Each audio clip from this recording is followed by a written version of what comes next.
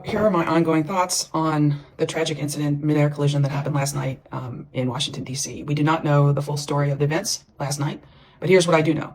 The collision that happened was not caused by DEI, like President Trump said in his ridiculously stupid press conference.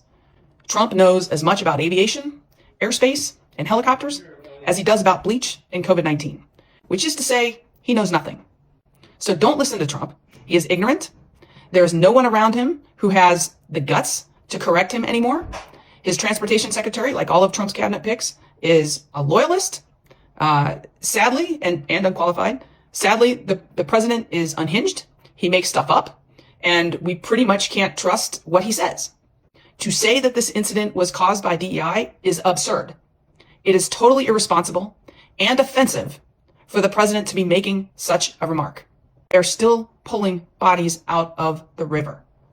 It's going to take time.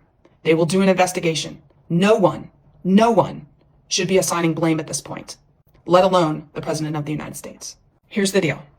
Commercial pilots that fly into and out of DCA, out of National Airport, out of the airspace around Washington, D.C., have to have special training. They have to have a special qualification. Not anybody can fly in that airspace. Military pilots in that airspace are fully qualified as well. That said, aviation is a human endeavor, folks. Mistakes happen. That's why we take every near miss seriously.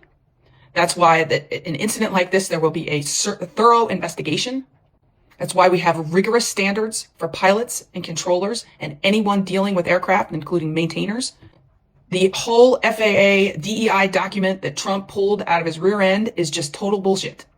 No standards have been lowered for anyone to become a qualified ATC or a qualified pilot or anything. Night flying on NVGs, that's night vision goggles, can be challenging, particularly in an environment where there's a lot of ambient light. When you fly on NVGs, you see lots of stuff you can't see with the naked eye. It's great in many respects, but the depth perception can become a problem. Your field of vision, your field of view is limited. Pilots train for this.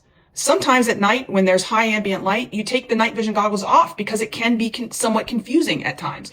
We just don't know what happened. And to blame this on anyone or anything or a three-letter word is beyond disgusting and is just terrible leadership on the part of the President of the United States.